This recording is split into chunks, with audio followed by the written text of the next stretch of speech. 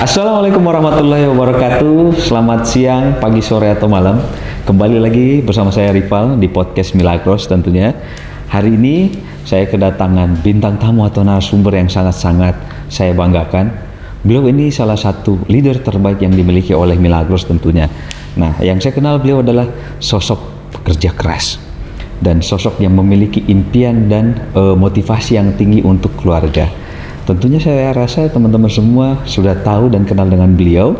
Tanpa berlama-lama saya akan undang beliau, yaitu Bapak Yunet Fitriono. Selamat siang Pak Yunet. Siang Pak Rival. Siang. Wah, hari ini gimana kabarnya Pak Yunet hari ini? Alhamdulillah luar biasa sehat. Alhamdulillah sehat selalu tentunya, sukses selalu tentunya ya. Amin. Pak Yunet, ya. Amin. Amin. Hari ini saya sangat senang, saya sangat bangga Pak Yunet berkenan untuk hadir di podcast kami, di mana saya sangat penasaran sebenarnya Pak Yunet tentang Pak Yunet. Saya baru mengenal Pak Yunet itu hanya sekilas nih. Kalau boleh cerita Pak Yunet, gimana sih awal perjalanan karir? Mungkin dulu kan yang saya tahu Pak Yunet ini bekerja ya. Siap. Gimana tuh Pak? Sebelumnya pekerjaannya apa kalau boleh tahu? Oke. Sebelum di Milagros Pak ya? Sebelum di Milagros. Sebelum di Milagros dulu saya driver taksi. Driver taksi konvensional totalnya 6 tahun kalau tidak salah ya. Jadi perusahaan yang sebelum Milagros itu 4 tahun, perusahaan sebelumnya 2 tahun. Jadi total driver taksi 4 tahun. 6 tahun. Tapi sebelumnya juga saya pernah juga kerja di beberapa perusahaan. Saya itu memang cenderung nggak pernah betah Pak kerja di perusahaan. Kenapa tuh Pak? Jadi apa ya? Saya orang yang sulit diikat dengan aturan. Oke. Jadi peraturan-peraturan yang ada di perusahaan itu, kalau saya kurang begitu nyaman dengan peraturan. Jadi memang saya milih, kenapa saya di taksi agak lama, kalau di perusahaan-perusahaan saya bilang paling 3 bulan, paling lama 8 bulan di perusahaan. Di taksi agak lama itu sampai 6 tahun karena di pertaksian ini nggak ada yang mengikat saya. Jadi istilah kata sistemnya setoran Pak. Oh iya. Sistemnya setoran, yang penting 24 jam tuh setorannya segini. Jadi itu bebas saya waktu itu kayak gitu. Jadi sebelum di Milagros dulu saya di taksi. Terus ketemu Milagros, alhamdulillah jalan Milagros. Kayak gitu Pak.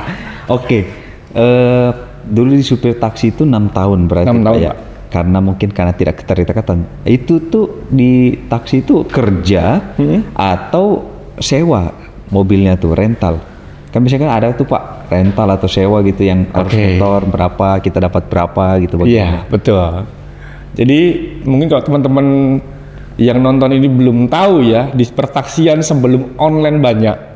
Ya, di sebelum online banyak. Jadi masih konven ya, masih offline ya? Iya, masih offline. Dulu masih pakai radio kan gitu kan ya. Oke. Masih pakai radio, masih offline.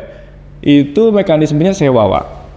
Jadi kita ikut perusahaan, nanti per hari itu kita ada target sewa taksinya. Target sewa taksi, pokoknya pagi kita harus setoran sesuai sewanya. Kalau kurang, berarti jadi kurang store, minus. Jadi tunggakan saya di perusahaan. Kalau kurang store, kayak gitu. Jadi mekanismenya, tapi saya sukanya seri taksi apa? Karena dulu konvensional juga bagus Pak. Nggak kayak sekarang. Dulu konvensional bagus juga. Jadi kita cari duit suka-suka kita, jam kerja suka-suka kita. Kayak gitu. Jadi kalau ada kelebihan ya kita bawa pulang. Kayak gitu Pak awalnya. Iya. Oh gitu ya, ternyata zaman dulu pun masih ternyata itu tuh fleksibel. Pak Yunet senang yang fleksibel seperti itu. Iya betul. Saya suka yang fleksibel Pak. Nah, sebelum ke Milagros nih, pasti kan ada pengalaman-pengalaman yang berkesan tuh di pekerjaan sebelumnya gitu atau aktivitas sebelumnya. Kira-kira ada nggak tuh Pak? Banyak sih Pak. Jadi di dunia pertaksian itu karena ketika kita dapat tamu di dalam mobil itu kan yang isinya cuma kita sama tamu ya akhirnya memaksa kita buat komunikasi. Jadi memaksa kita buat komunikasi dengan tamu. Padahal saya tuh orang yang nggak suka komunikasi, itu nggak suka sebelumnya dulu. Tipikal introvert. Tipikal introvert saya Pak. Saya lebih suka sendiri, lebih suka diem. Tapi ketika di dunia pertaksian itu saya dicoba juga untuk komunikasi dengan tamu. Yaitu yang membuat agak sedikit-sedikit saya jadi mulai belajar untuk ngobrol, cari bahan obrolan apa ya gitu kan. Kadang-kadang basi juga bahan obrolannya. Dan kadang-kadang bad mood juga kan gitu kan, karena nggak biasa kayak gitu Pak. Itu sih, jadi yang bikin berkesan itu saya harus coba komunikasi dengan tamu-tamu saya. Kayak gitu. Sehingga itu yang mungkin melatih Sedikit banyak melatih saya ngomong kayak gitu. Seperti itu Pak Rival. Ya kan, apalagi kayaknya kalau orang introvert tuh kayak enaknya sendiri Iya. gitu ya, tenang gitu. Paling nyaman sendirian. Kayak gitu. Jadi menarik. mungkin teman-teman di Milagros itu mungkin kan melihat saya apa ya? Kayak orang ekstrovert ya. Iya, saya pun tadi melihat Berpikirnya seperti itu Pak ya. Saya baru tahu ini tadi. Sebetulnya saya awalnya dulu introvert banget Pak. Saya paling nggak suka komunikasi sama orang. Terbatas saya orangnya. Oke. Kayak gitu Pak. Tapi di taksi agak sedikit-sedikit saya mulai belajar komunikasi. Tapi kalau udah tamunya udah hilang ya saya menyendiri lagi. Saya lebih enak mangkal sendirian dalam mobil, nggak ngapa-ngapain, nggak kumpul sama teman. Saya lebih enak kayak gitu. Wah, ini Saya orangnya kayak gitu. oke. Gitu. Nah, sampai saat akhirnya Pak Yunet memutuskan untuk kayaknya saya udah selesai deh kayaknya di taksi ini. Saya pengen mencoba pengalaman baru. Itu gimana tuh Pak? Pasti kan Oke. ada motivasi yang mendorong itu gitu. Betul. Jadi sebetulnya kenapa saya melepaskan dunia pertaksian itu tahun 2015 itu online sudah mulai masuk di Solo. Iya betul. Jadi taksi online sudah mulai masuk di Solo kan? udah ramai tuh. Udah mulai agak ramai di Solo. Kondisi taksi konvensional kita menurun, Mbak. Secara segi orderan menurun semua. Makanya pada saat itu saya kesulitan cari restoran. Saya kesulitan cari restoran dan kondisi ekonomi saya pada saat itu mulai agak kacau, Pak. Wah iya. Ya, karena biasa Pak ya, orang baru rumah tangga, dreamnya kan pengen punya rumah Pak. Saat itu belum punya rumah Pak.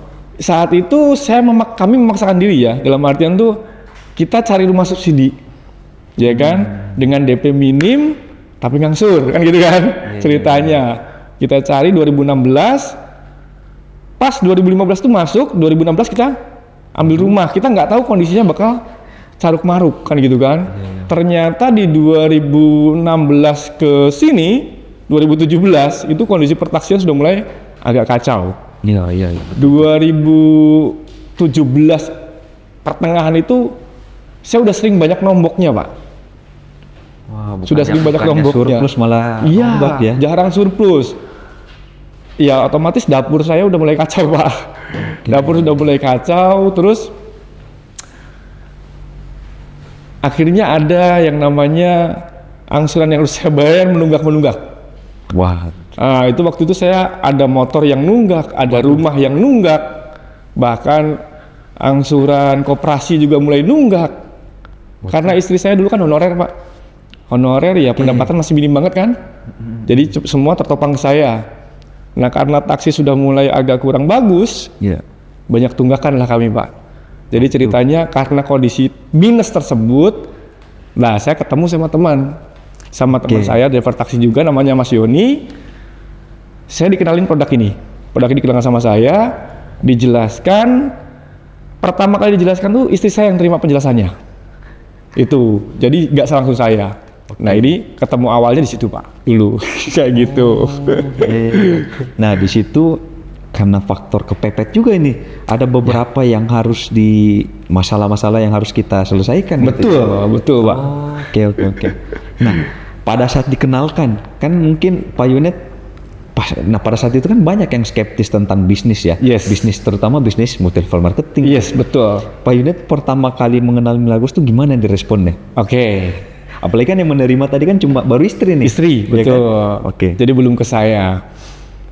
Saya melihat bisnis Milagros itu, memang saya pernah dengar tentang konsep multi level marketing yang pada umumnya orang awam menyikapinya dengan apa ya? Persikapan orang awam itu kepada multi level marketing agak negatif Pak. Mungkin atau janji-janji ini. Ya, agak negatif tentang multi level marketing. Nah itu yang saya pahami kan gitu kan. Tapi pada saat dikenalkan produk oleh Pak Yoni ke istri saya itu, istri saya kan info sama saya. Istri yang info sama saya telepon Pak Yoni. Pak Yoni tadi habis dari rumah ya. Sorry, aku tadi masih nganter orang ke luar kota. Lainnya aku udah pulang. Ada apa gitu kan? Terus beliau nanti aja kita ngobrol lagi. Lah ada acara di RDC. ceritanya ada acara edisi, beliau ngundang saya. Oke. Beliau ngundang saya. Nah ini sedikit poin buat teman-teman semua ya mungkin ya. Jadi terkadang itu sebetulnya rezeki itu sering menghampiri kita. Sering menghampiri kita, cuman terkadang kitanya sendiri yang untuk rezeki tersebut. Ya, seperti contoh undangan. Undangan dari teman saya Pak Yoni ini kan meminta saya buat datang ke kantor edisi. Iya. Kalau misalnya saya sudah asumsi negatif dulu, berarti saya sudah menolak rezeki sebetulnya. Kan gitu Pak. Iya. Saya positif aja, ada apa sih? Karena terus terang saya itu orangnya kepoan. Saya pengen tahu ada apa. Akhirnya saya diundang ke kantor RDC, di situ ada seminar Pak. Waktu itu yang hadir sedikit banget Pak. Di seminar itu paling yang hadir nggak sampai 15 orang. Saya duduk di kursi baris kedua. Saya masih ingat sekali. Kursi baris kedua saya duduk, saya lihat seminar pertama kali di situ tentang Milagros. Itu ceritanya. Yang bikin saya menarik dari Milagros, pertama produknya ini air simpel. Yang kedua ada demo Pak. Jadi air ini bisa bercerita tentang dirinya sendiri ketika didemokan. Kayak gitu kan didemokan tuh di RDC didemokan. Iya. Nah saya melihat tuh, oh air ini berarti bisa ngomong nih, karena dia bisa bercerita tentang dirinya sendiri. Ketika didemokan kan lain dengan air yang lain. Kelihatannya kan air putih biasa Pak, tapi ketika didemokan, oh ternyata air ini bisa membantu menetralisir racun. Terus yang kedua dia juga bisa membantu memecahkan lemak, kan kayak gitu kan. Nah itu yang bikin saya menarik Pak awalnya.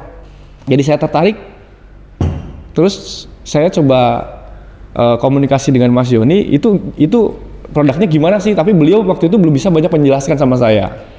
Nanti aja ikut lagi ke pertemuan, undangannya seperti itu. Itu awalnya Pak, kayak gitu. Awal mulanya gitu. Betul. Ya. Tapi pada saat pertemuan di awal itu udah kayaknya cocok nih buat saya untuk berbisnis di Milagros gitu, karena ngeliat si produknya itu ya. Oke. Apalagi dengan dia mungkin air gitu, unik nih. Jarang-jarang ada gitu yang maksudnya perusahaan yang berbisnis ada air tuh bisa menghasilin duit gitu. Iya. Dari penjualannya. Oke. Baik. Nah pada saat itu akhirnya tergabung, kenapa harus Milagros Pak? Kan banyak tuh pada saat itu kan perusahaan-perusahaan yang mungkin serupa gitu. Siap. Jadi gini Pak, sebetulnya di awal saya ketemu di kantor edisi, saya itu tidak tertarik untuk berbisnis karena saya bukan apa ya, orang yang, mohon maaf, dari keluarga sendiri kan kebanyakan, kalau bapak saya kan pedagang. Bapak saya pedagang, terus lingkungan yang saya lihat pekerja. Jadi saya nggak paham apa namanya bisnis, saya nggak paham. Bisnis itu apa dan gimana saya nggak paham. Jadi saya nggak paham sampai kali dengan apa yang namanya bisnis. Tapi yang bikin saya menarik di air ini, produk ini bisa saya pasarkan nggak ya, kayak gitu. Itu pertanyaan saya. Produk ini bisa saya pasarkan nggak, kayak gitu. Akhirnya kan saya cobalah dekati sama Pak Yuri, dan kisahnya pun unik. Jadi saya itu waktu itu saya pernah yang namanya ngikutin seminar sebelumnya. Waktu saya kecil, saya pernah diajak sama bapak saya untuk datang ke sebuah seminar juga Pak. Saya udah kurang lebih 3 kalinan lah datang ke pertemuan-pertemuan kayak mirip kayak Milagros gitu ya kan. 3 kalinan itu.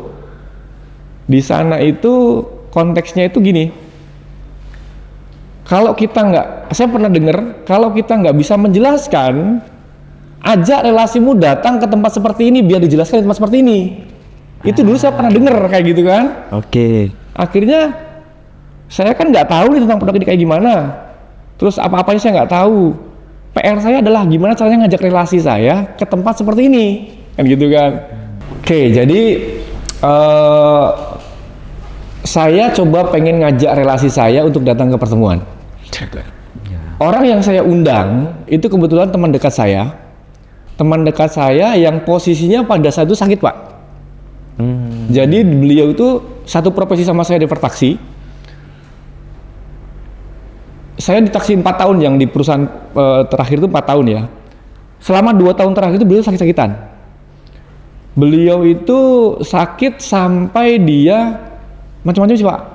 Mulai dari asam lambung akut sampai menjalar ke paru, sampai menjalar ke tulang belakang. Kayak gitu. Jadi Dia tuh sampai pakai korset yang namanya korset besi dulu Pak. Wah, Karena kalau apa katanya tuh kalau misalnya ketekuk itu bisa patah tulang belakangnya. Jadi diupayakan untuk terus ini. Dan beliau cerita sama saya jengukin dia udah beberapa kali Pak. Bahkan ketika dia ke rumah sakit saya yang antar juga pernah. Kayak gitu. Saya jengukin udah beberapa kali. Nah, saya tahu posisi beliau sakit. Dia cerita sama saya tuh kalau bangun tidur itu nggak bisa langsung bangun. Saya melek dulu dan saya harus menikmati rasa sakit yang dari ujung kepala sini sampai ke ekor. Harus saya nikmati dulu. Ketarik gitu dia rasanya. Harus saya nikmati dulu ya kan, santai selama beberapa menit. Saya miring dulu, dia bilang. Terus nanti habis itu saya duduk baru bisa berdiri. Itu prosesnya memakan waktu Pak, 10-20 menit dia baru bisa berdiri, baru bisa aktivitas. Nah itu saya tahu persis beliau sakit itu, makanya saya undang untuk ke pertemuan tadi, karena saya melihat air ini solusi mungkin buat beliau. Kayak gitu. Saya undang ke pertemuan tersebut. Pada saat itu kan beliau posisinya Pak, terakhir itu kan uangnya juga udah habis-habisan. Dia habis jual motor, tinggal sisa uang berapa gitu kan. Akhirnya tak undang ke sini, dia lihat presentasi Milagros. oke. Lah terus saya tanya, kira-kira menurutmu kamu tertarik gak sama produk itu? Kayaknya produk ini bisa nyembuhin aku. Karena dia udah berobat lama tuh 2 tahun. Tapi Masih muda Pak. belum ada perubahan. Masih sepantaran saya.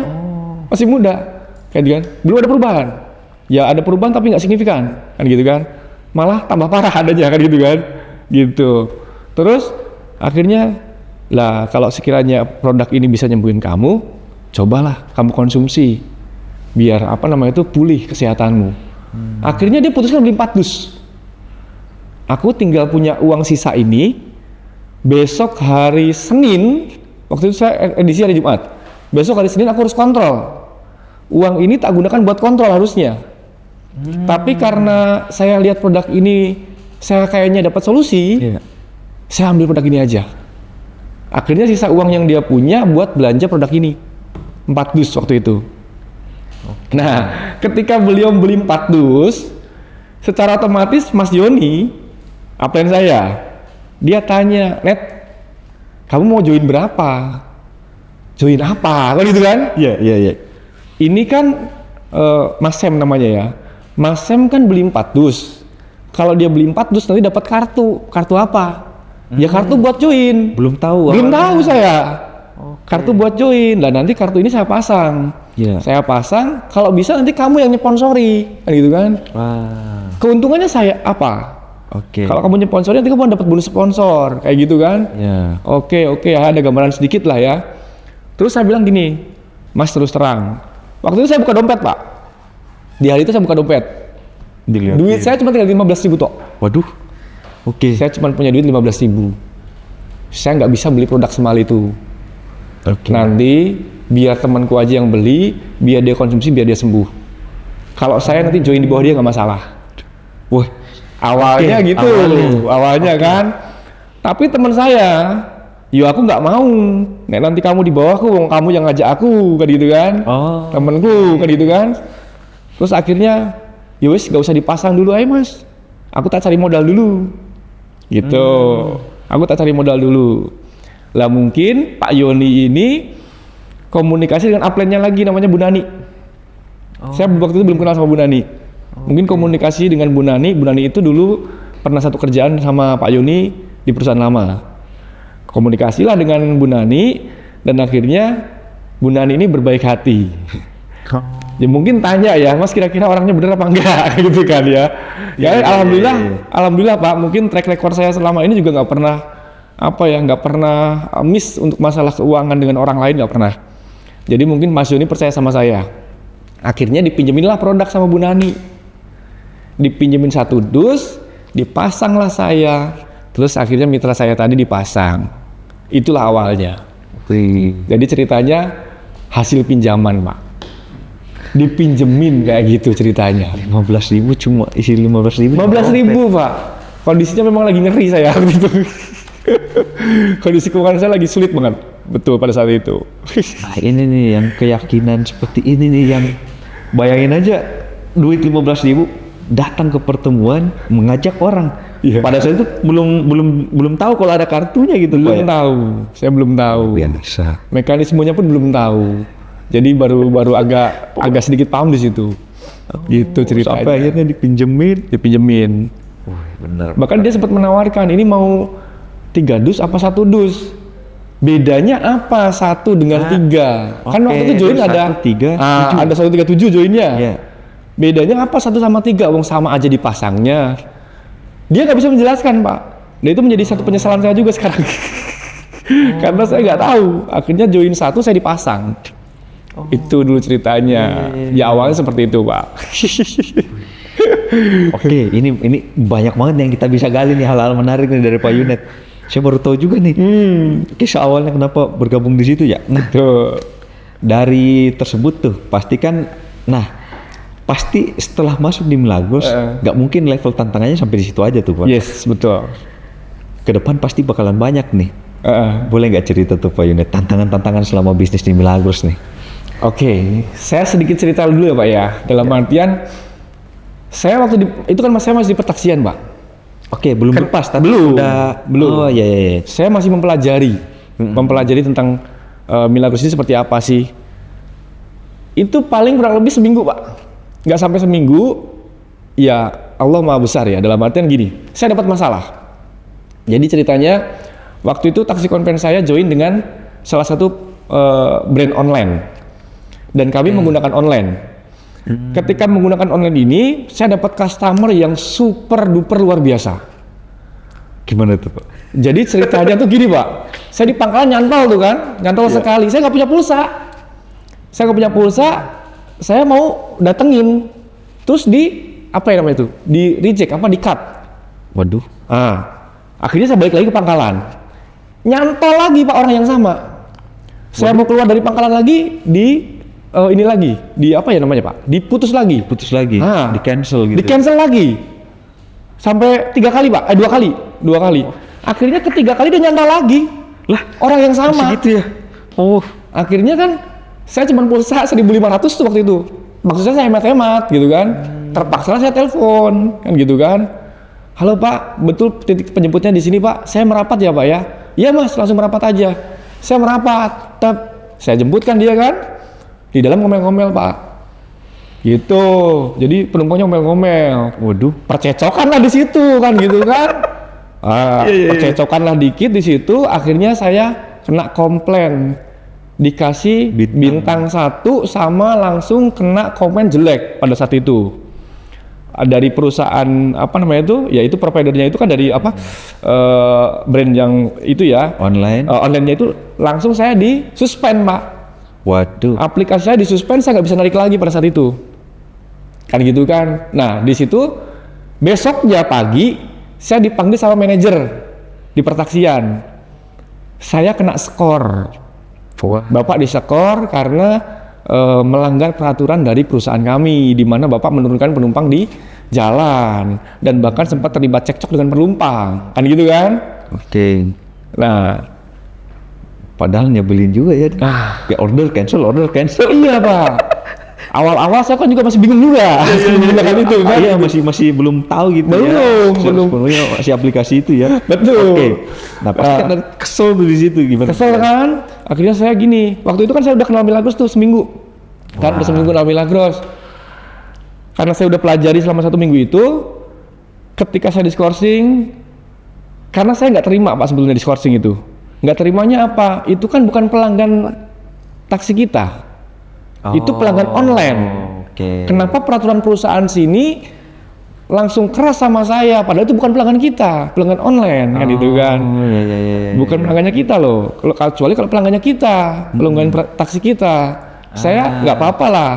Terus juga setahu saya peraturan di perusahaan ini harusnya kalau diskorsing 3 bulan. Kenapa saya cuma 2 minggu? Oh kebijakan dari pengurus katanya gitu kan. Kebijakan dari pengurus. Ya wes nggak apa-apa Pak. Saya terima, saya diskorsing. Tapi kemungkinan besar ini hari terakhir saya kerja di sini. Saya bilang kayak gitu. Saya langsung bilang kayak gitu Pak. Karena apa? Gedek toh Pak.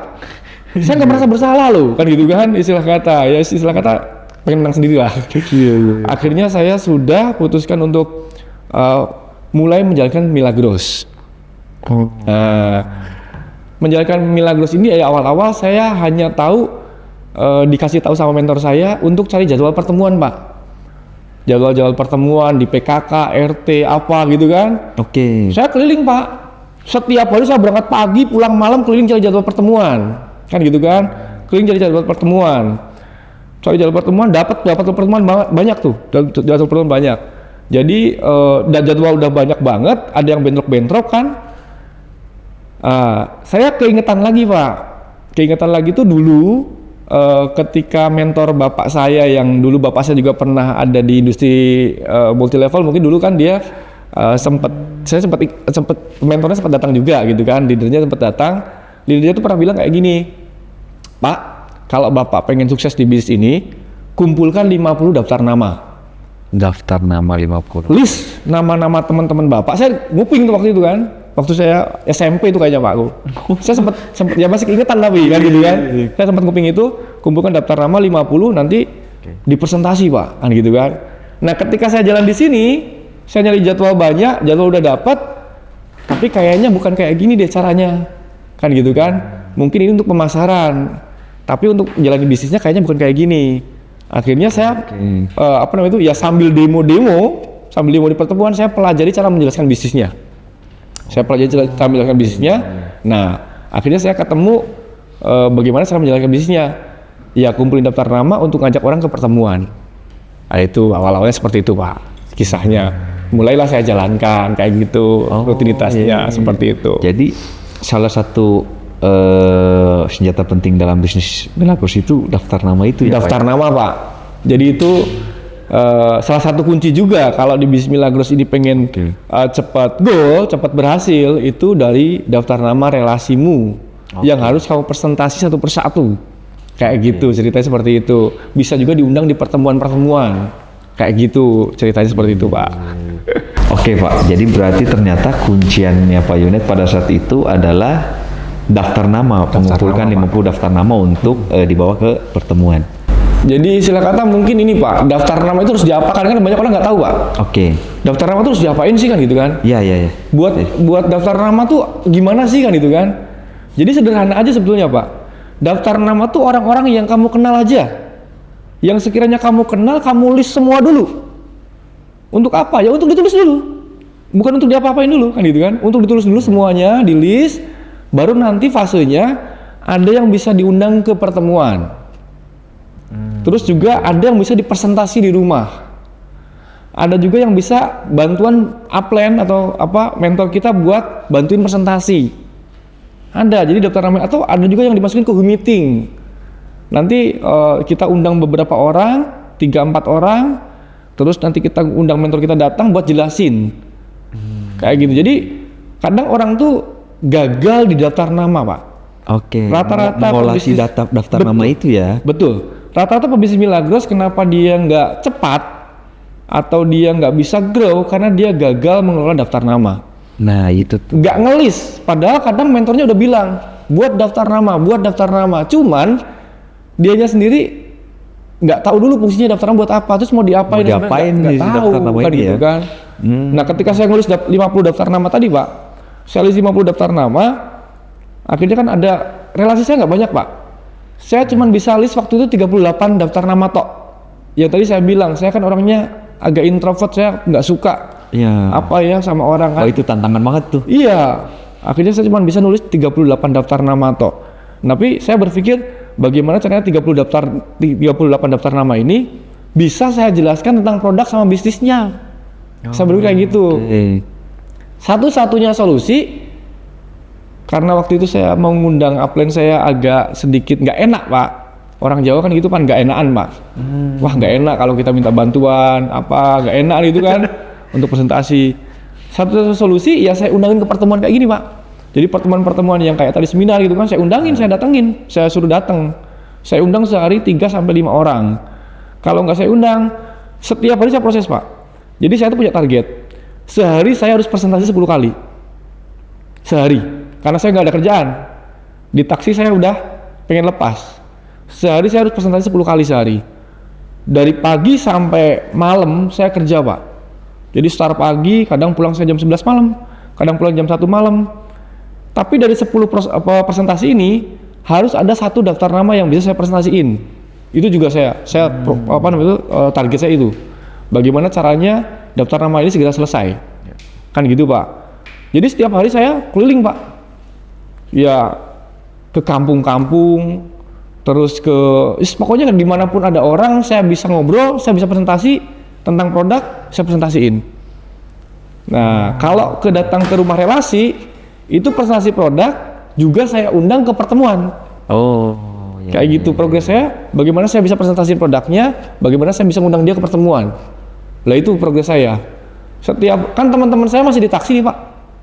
Ketika teman-teman saya masih di taksi ini, kadang-kadang waktu longgar mereka itu di atas jam 12 malam. Waduh. Karena kan dia ngejar poin, tutup poin ya zaman dulu. Ada yang tutup poin. Iya, poin-poin. Wah, poin taksi itu kan dulu. Iya, itu dulu ada. Jadi bisanya ketika saya chat, kamu di mana? Aku masih di jalan dan sebagainya. Aku pengen main ke tempatmu kapan? Nanti aja habis jam 12. Nek main. Ya habis jam 12 malam saya main, Pak. Ke rumahnya dia. Jadi saya presentasi di atas jam 12 ke teman-teman. Ada beberapa relasi yang saya temuin di atas jam 12.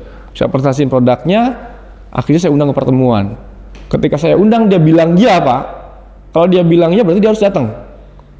Kalau dia nggak datang, kan pertemuan bisa jam 3, Pak. Jam 2 dia belum ada kabar, saya datengin, Pak, ke rumahnya. Disamperin. Saya samperin, Pak. Kadang-kadang kan mungkin dia lupa. Kadang kan mungkin dia ada kesibukan apa, kita nggak tahu. Saya samperin ke rumahnya. Ada pernah satu teman saya tuh jam 2 belum datang, di telepon nggak balas, di WA nggak balas. Saya langsung meluncur ke rumahnya. Padahal jarak dari kantor RDC sampai rumahnya itu sekitar 15-an kilometer ada. Saya meluncur ke rumahnya. Dia lagi ngurusin burung. Ayo, kamu katanya bisa datang. Udah tak tarik, Pak. Akhirnya berangkat bareng sama saya. Sampai kayak gitu, Pak. Saya jadi pokoknya saya progres. Bagaimana caranya dalam 1 bulan selesai daftar nama. Dan setiap hari saya harus presentasi 10 presentasi sehari. Itu dulu saya konsepnya kayak gitu, Pak. Kerjanya seperti itu, Pak.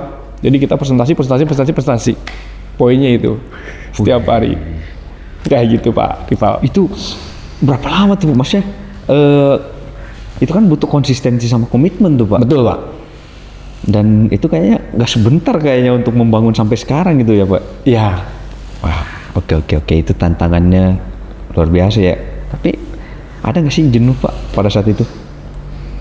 Kalau dulu saya pertama kali menjalankan usaha Milagros ini nggak pernah ada yang namanya jenuh, Pak. Tuntutan juga, Pak. Tuntutan, Tuntutan juga, saya udah nggak punya income lain, makanya saya harus menghasilkan income dari sini juga kan gitu kan. Terus juga apa ya, istilah kata intinya gimana saya terus bergerak, jangan sampai diam. Setiap hari saya harus berproses, bergerak terus setiap hari. Ya saya nggak tahu waktu, Pak, kalau bergerak, Pak. Saya tuh setiap hari itu datang hampir 2 hari sekali lah datang ke rumah Bu Nani hanya untuk ambil produk, berangkat lagi besoknya, pulang malam ambil produk lagi. Nanti setiap 2 hari sekali, bahkan hampir setiap hari lah. Saya setiap malam ke sana ambil produk, besoknya muter lagi, ambil produk lagi, muter lagi, setiap hari kayak gitu. Oke. Kayak gitu, Pak. Nah, Pak Junet, ini kan produk, kalau mungkin ya dibandingin produk sesamanya air gitu ya, ini kan produk yang prestis gitu dari sisi harga. Ada nggak penolakan? Nah, penolakan kayak gini tuh gimana sih? Biasanya kan kalau saya lihat leader-leader yang berhasil di Milagros ini udah makanan sehari-hari itu penolakan. Gimana tuh, Pak? Bapak menginisiasi si penolakan ini gitu.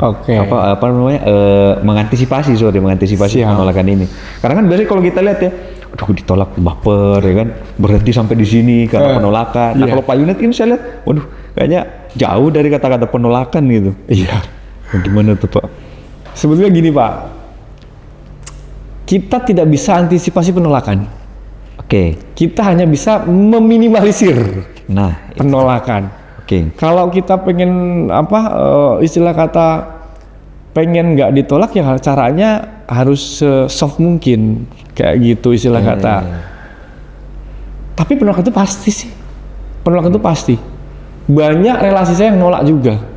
Bahkan ada satu teman saya temuin jam 11 malam, ngobrol di depan rumahnya, saya demoin produknya malam-malam, saya menceritakan orang yang sudah berhasil.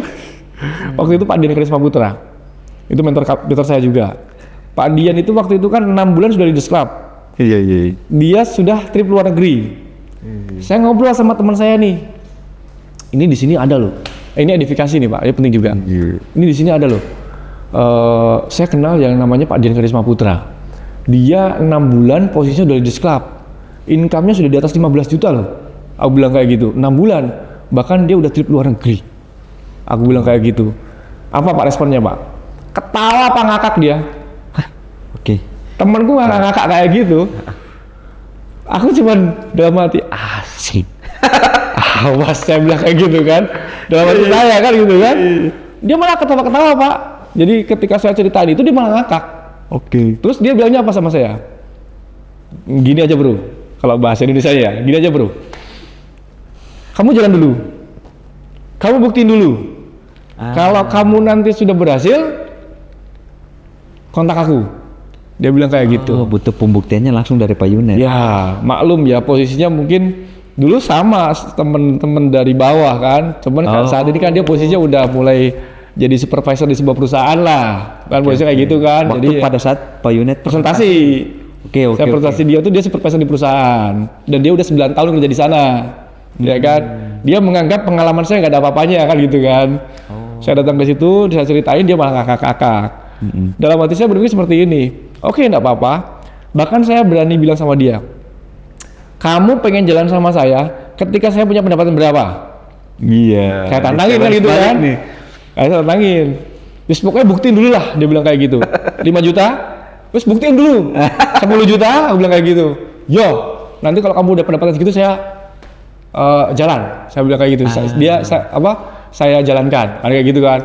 Oke, saya berpikir gimana caranya dia dapat pendapatan 10 juta kan gitu kan? Iya. Saya belum pernah dia pendapatan segitu kan gitu kan? Oke, akhirnya saya coba kerjakan Pak. Saya proses, saya fight terus. Nah itu untuk teman saya ini lucu lagi Pak. Ketika saya sudah menginjak di angka 5 sampai 10 juta sampai 15 juta per bulannya, saya udah lupa sama dia Pak. Waktu itu Pak, dia kontak saya sendiri. Oh ngelihat tuh kayaknya ngelihat dari mana? Dari Facebook dia. Oh dari Facebook. Dia mantau saya di Facebook kan. Dia telepon saya sendiri. Piye Milagrosmu jalan gitu kan. Akhirnya dia mau juga. Jadi buat teman-teman mungkin konsisten itu penting ya. Jadi konsisten sangat penting. Jadi ketika Anda konsisten, nanti daftar nama yang pernah Anda prospekin pasti datang sendiri. Iya. Bahkan ketika Anda sampai mungkin sudah mulai lupa, dia datang sendiri Pak. Cimlaku Milagrosmu melaku. Piye? Akhirnya dia jalan. Tuh, itu contohnya seperti itu. Jadi penolakan itu pasti. Penolakan itu pasti. Penolakan itu pasti. Kita ini yang bisa membuktikan gitu ya. Iya. Oke. Tergantung kitanya menyikapi penolakan itu kayak gitu. Ini nih. Kita sikapi positif apa kita sikapi negatif. Kebanyakan orang menyikapi penolakan, aduh gua nggak bisa, gua apa. Itu kebanyakan orang pada umumnya. Kalau saya menyikapi penolakan itu pelajaran. Berarti ada yang salah sama saya. Kenapa dia nolak? Mungkin cara saya presentasi kurang tepat. Mungkin cara saya menyampaikan kurang tepat. Mungkin cara saya edifikasi kurang tepat. Kayak gitu, itu tak buat koreksi Pak. Saya orang suka belajar Pak, jadi saya suka pelajari suatu hal, banyak hal saya pelajari kayak gitu. Oke, kayak jadi gitu sih. Pak Yunet ini sering mengevaluasi gitu, kenapa dia menolak. Yes. Gitu ya. Akhirnya ketemu orang lagi, dievaluasi lagi. Evaluasi. Kira-kira apa yang harus ditambahkan mungkin? Betul, kurangnya di mana kayak gitu kan? Iya, karena masih kayak gini kan gitu. Wah ini mental yang seperti ini nih Pak sebenarnya yang dibutuhkan ya untuk pebisnis terutama. Betul, ya. Pak. Betul. Apalagi kalau saya lihat ini Pak Yunet ini perintis ya. Ya, saya merintis dulu Pak. Saya lihat latar belakangnya memang, waduh, ngeri Pak. Ngeri sedap ini. Apalagi saya sempat lihat tadi video yang sangat menarik. 2019 saya lihat videonya Pak Yunet ini yang mengisahkan tentang titik balik motivasi yang membuat Pak Yunet makin terbang lagi, makin kerja keras lagi, makin pengen membahagiakan keluarga tuh. Ternyata Pak Yunet ini punya latar belakang yang bekerja keras dan keluarga tuh pada support ya Pak ya. Alhamdulillah Pak. Oke. Nah kalau boleh tahu nih Pak Yunet. Siap. Pencapaian pertama pada saat bisnis ini ditandai oleh pencapaian apa tuh? Pas meroket banget tuh. Iya. Mungkin saya jelaskan dulu Pak ya, dalam artian sebelum bisnis saya tuh meroket dengan pesat itu, memang saya juga mengalami yang namanya goncangan. Sempat ada goncangan Pak, dalam artian saya bilang ini mungkin bisa jadi titik balik saya waktu itu. Saya bilang bisa jadi titik balik saya, di mana ketika saya menjalankan bisnis ini itu nggak mulus-mulus banget Pak. Jadi dulu ada yang namanya kisah di mana ada accident Pak, ada sebuah kejadian yang bikin saya jadi pengen bergerak lebih cepat. Saya tuh orang yang punya impian Pak.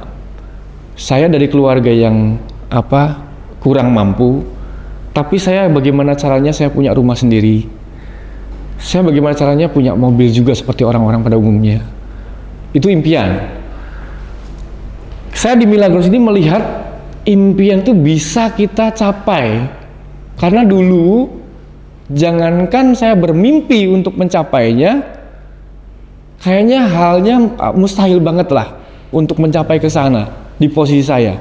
Tapi ketika saya kenal komunitas Milagros, di mana ada Mas Aan, latar belakangnya penjahit aja bisa, ada Pak Nasehan, latar belakangnya apa bisa, ada siapa, bagi saya kayaknya ini bisa nih, gitu kan.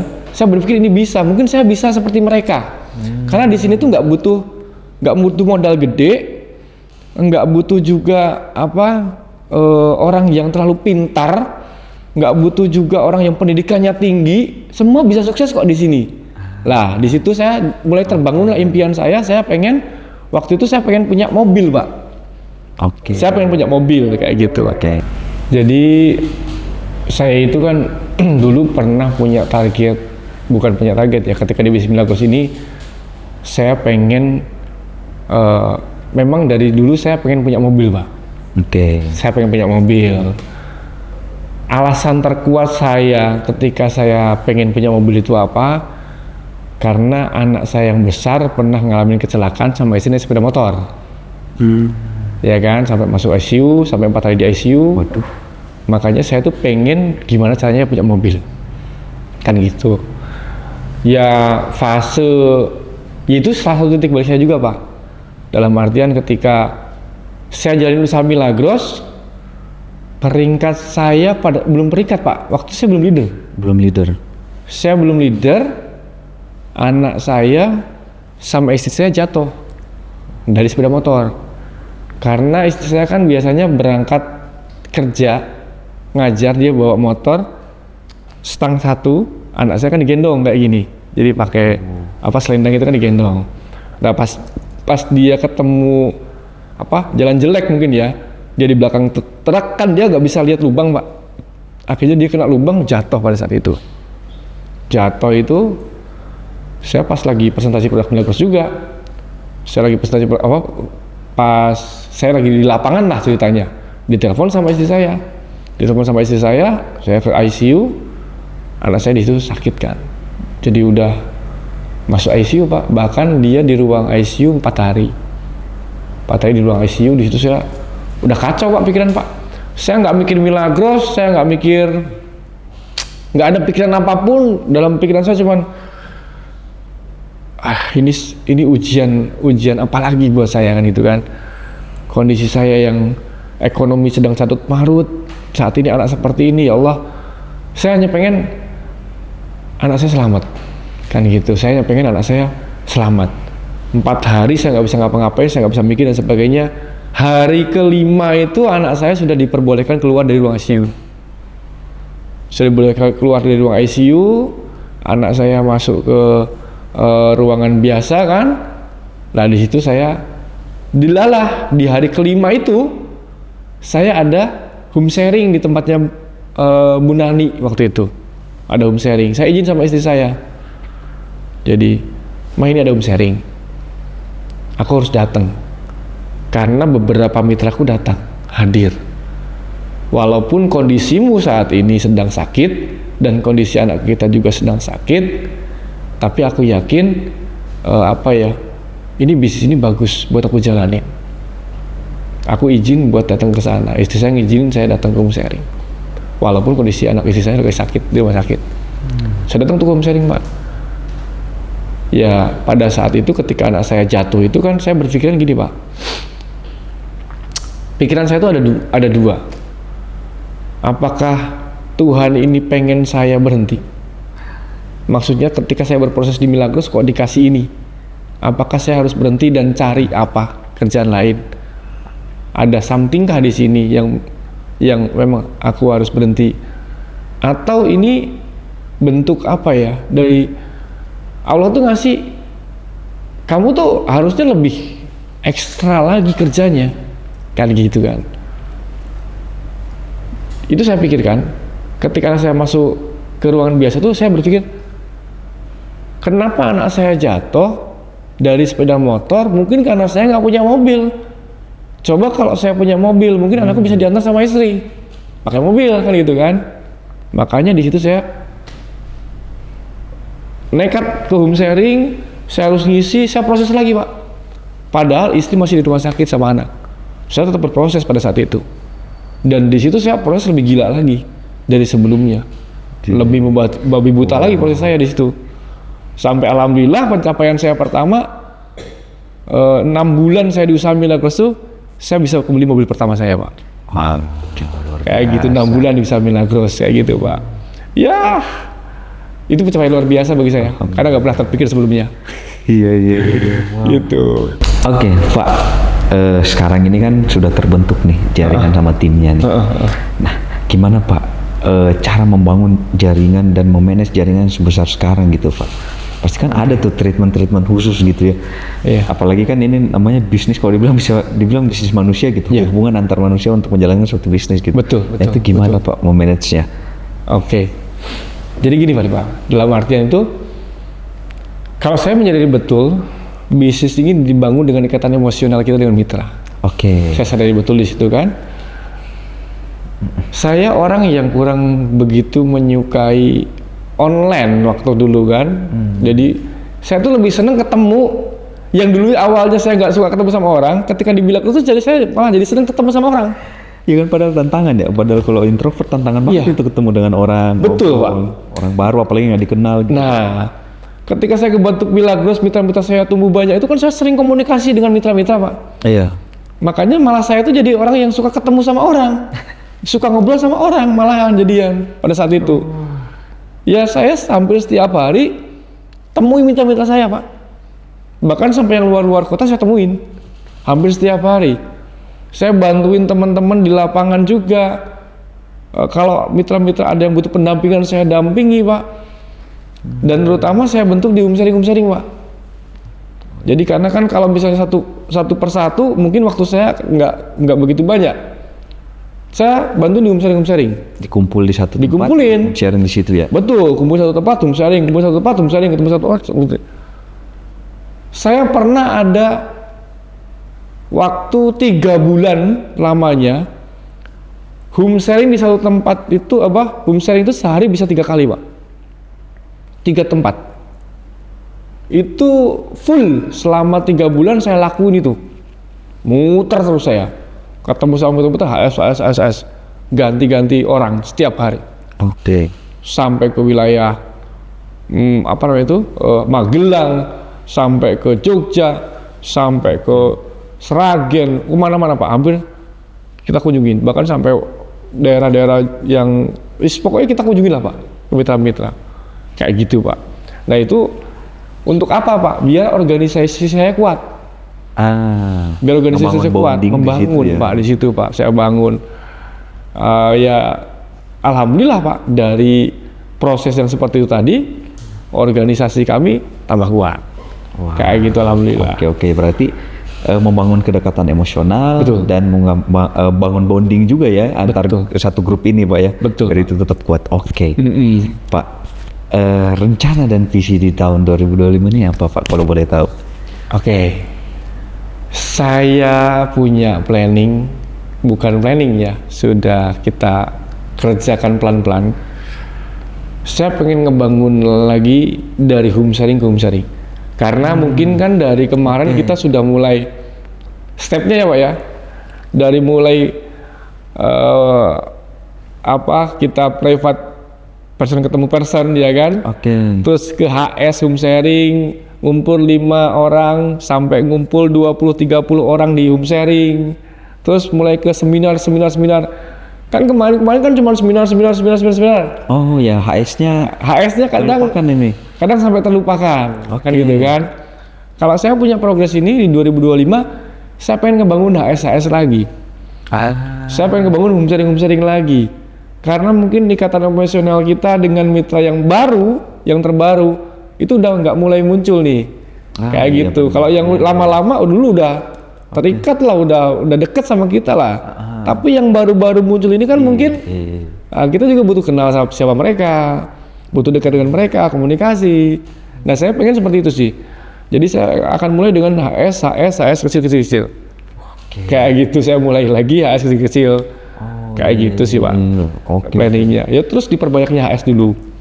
Rencananya seperti itu, Pak. Oke, karena itu salah satu waktu dulu strategi Pak Yunet tuh peaknya di situ ya. Betul, Pak. Situ ya. Dari HS ke HS. Karena sempat mungkin terhenti tuh gara-gara COVID kali ya, membatasi itu ya, Yes. untuk bikin pertemuan yang kayak gitu ya. Sampai lupa orang sama HS gara-gara COVID. Karena nggak bisa kumpul.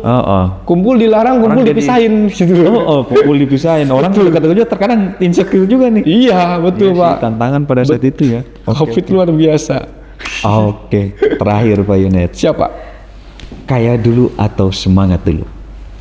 Kalau saya pribadi, saya lebih ke semangat dulu. Oke. Karena dengan kita semangat ya, kaya itu gampang kok, Pak. Asal kita bisa mempertahankan semangat kita. Ayo. Untuk kaya itu mudah. Jadi saya itu alhamdulillah di usaha Milagros ini yang jadi bukan apa yang kita dapatkan, Pak ya, tapi apa yang kita miliki. Saya dapat ilmu banyak di Milagros dan saya memilikinya. Saya pengembangan diri, Pak. Saya orang yang nggak pernah bisnis. Saya ketemu circle yang tepat, lingkungan yang tepat, dan saya diajarkan oleh lingkungan ini untuk berbisnis. Sehingga saya tahu kalau kita semangat terus, kayak itu gampang. Kaya itu adalah bonus dari kamu semangat. Oh baik. Kalau saya gitu, Pak. Oke. Poinnya di sana. Luar biasa. Baik. Ternyata hari ini kita mendapatkan insight-insight yang sangat-sangat positif ya, Solmila. Harapannya adalah ini bisa menjadi motivasi buat teman-teman Solmila, apalagi yang baru berbisnis di dalam bisnis Milagros ya. Betul. Ini sudah ada nih role modelnya nih atas nama Pak Yunet gitu ya, dengan dia awal mula join dan sampai hingga di titik sekarang gitu. Betul. Ternyata semangat itu penting ya, Pak. Penting sekali. Karena kalau kita semangat dalam melakukan segala hal, bahkan bonusnya bisa jadi kaya gitu ya. Yes. Baik. Bonusnya kaya. Wow, oke. Terima kasih banyak Pak Yunet. Siap, Pak Rimal. Berkenan sudah hadir di podcast kami. Siap, terima Semoga kasih. kita nanti bisa bertemu lagi di podcast selanjutnya. Siap. Dan tentunya Solmila, terima kasih banyak karena sudah menonton video kami. Jangan lupa subscribe ya, karena subscribe itu adalah motivasi buat kami membangun channel Milagros tentunya. Dan like, comment, and share. Untuk itu kami pamit undur diri. Terima kasih. Sekian. Billahi taufiq wal hidayah. Wassalamualaikum warahmatullahi wabarakatuh.